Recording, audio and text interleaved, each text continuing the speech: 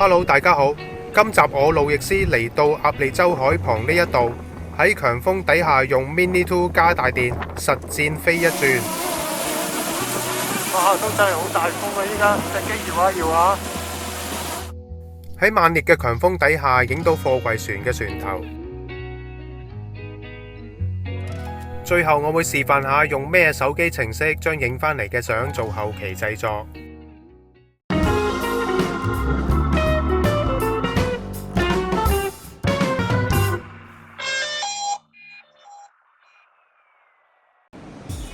好，喺呢個位擒上去。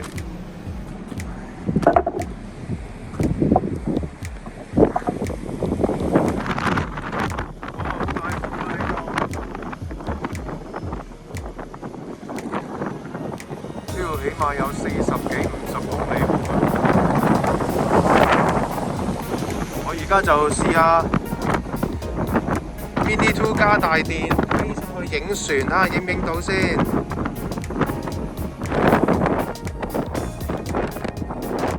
鴨脷洲同南丫島之間呢個海面好多貨櫃船經過㗎，離遠見到風力發電個風車轉得咁快，都知道而家真係好大風下。今次都係用返 Mini 2嘅3600毫安加大電池，趁住咁大風就試下用咗佢之後嘅抗風能力有冇大打折扣先。起飛之前入去睇下設定，為咗增加照片嘅後期製作寬容度，照片格式呢度我哋 set JPEG 加 RAW， 咁相片檔案就會同時產生一個經壓縮同埋未經壓縮嘅檔案啦。而 DJI Fly 我已經 update 到 1.2.4 最新 version。據了解，今次嘅更新只係提高軟件嘅穩定性嘅啫。圖傳我都係 set 翻單頻嘅 5.8 GHz。好啦，收夠聲可以出去準備起飛。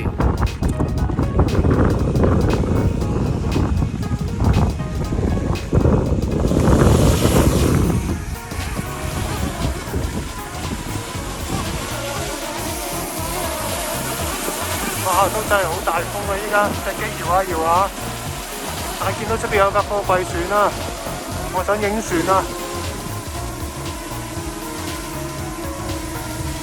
唔理啦，照去啦！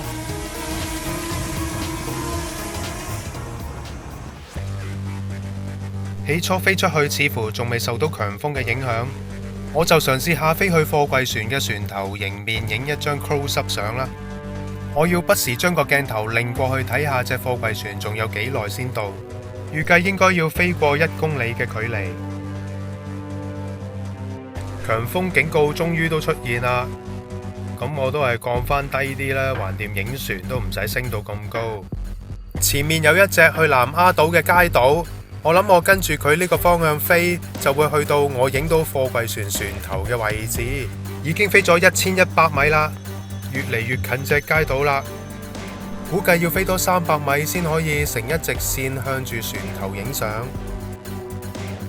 好啦，而家飛到1.4公里啦，係時候將個機頭方向轉向船頭方向嗰邊飛啦。首先請大家注意啦，影呢類相喺操控方面有一定嘅難度，所以睇完條片就算啦，千祈唔好學啊。畫面中間嘅十字坐標可以方便我對準主體。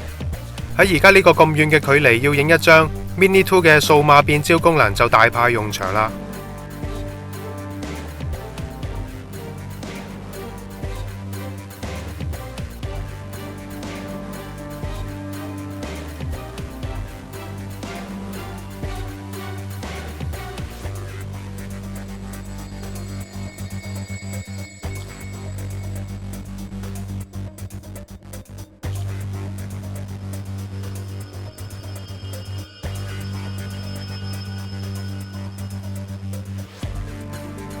當隻貨櫃船越駛越近，我為咗要保持一段安全嘅距離，一定要用返同隻貨櫃船同樣嘅速度褪後飛。喺一路向後飛之餘，都要一路睺準時機撳個快門掣。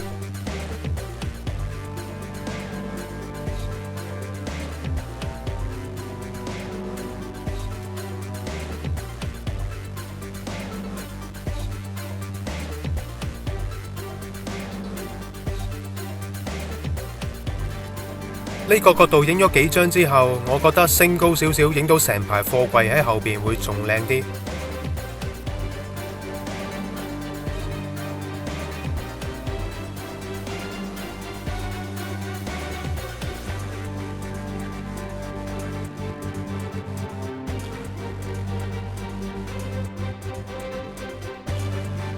好，就升到嚟呢個角度啦。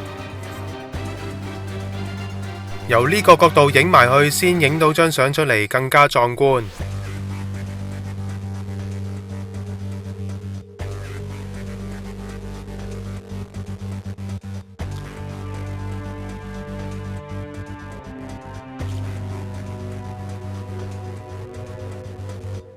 就喺我一路以為好風平浪靜之際，突然又出現強風警告啦！哇，連隻機都吹側埋啊！個心都嚟一嚟，影多張先。頭先影咗嗰幾張相，應該揀到一張比較滿意嘅，所以而家可以返航噶啦。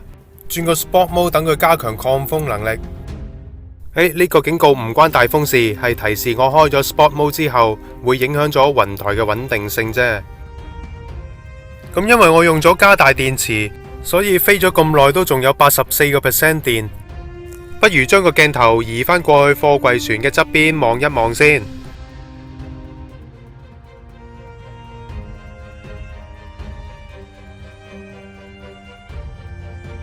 哇！呢隻船真係好犀利啊，裝到咁多個貨櫃。我略略都數過呢度，起碼有6000個貨櫃咁多。我自問自己對船冇乜興趣，同埋都唔多認識，但係喺畫面上面出現咁壯觀嘅場面，梗係要影多2張相做紀念啦。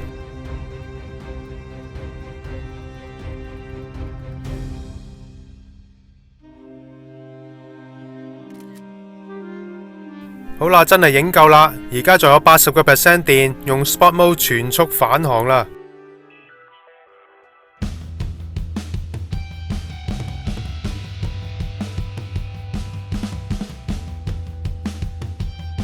返航嗰陣真係相當大嘅逆風，而家我 Sport Mode 推進都係得20幾公里咋，同埋見到個電量都跌得好似倒水咁快，而家得返69% 咋。喺持續嘅強烈陣風之下，飛機遭遇強風呢個警告字句一直喺左上角出現。當隻飛機逐漸靠岸嘅時候，同埋我已經將個高度慢慢降低，時速都上升到超過30公里啦。好啦，我隻 Mini 2又完成一次咁艱辛嘅拍攝任務啦，係時候降落。哇，降落嗰一刻都相當之大風。大風啦！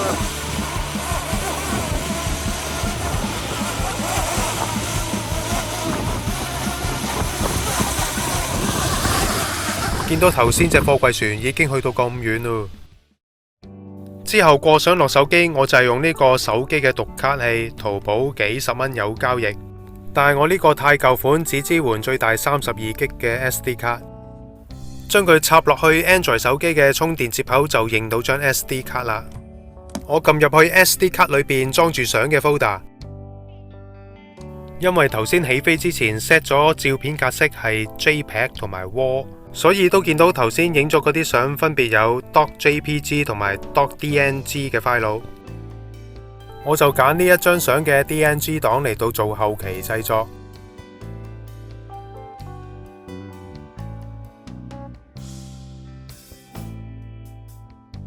要將呢個檔案複製落去手機嘅內存嗰度，再用 Adobe Lightroom 嚟到開呢個 file。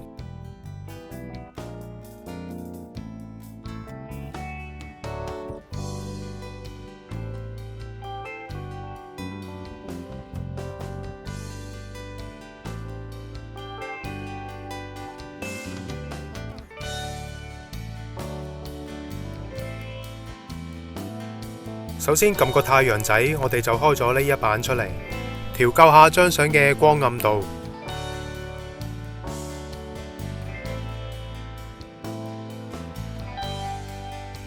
執相唔會有公式，所以跟返自己個人風格去調校就得啦。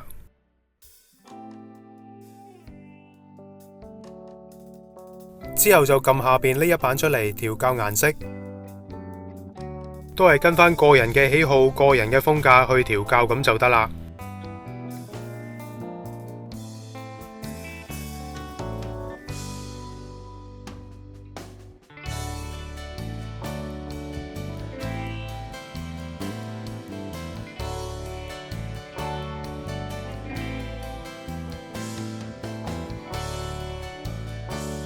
跟住撳下邊三角形呢一版，可以將張相校得更加銳利。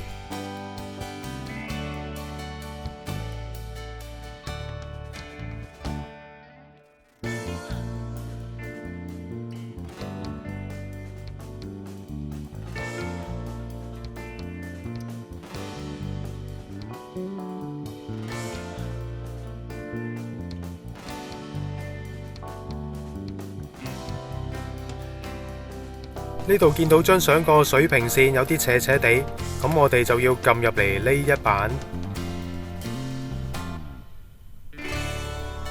再揾一個水平尺呢個圖案，撳一下佢就會自動調整返水平線。平時我哋喺 Facebook 睇相，部手機都係打直嚟睇，所以將佢裁切成為一張直倒相，咁睇落去就會好睇好多。只要將佢相片嘅比例由4:3轉做3:4，最簡單就係呢一個方法，可以將一張相變成平時喺 Facebook 見到嘅直倒相啦。好啦，今集講到呢度啦，覺得條片好睇嘅麻煩你俾個 like 同埋 share 出去啦，下集再見啦，拜拜。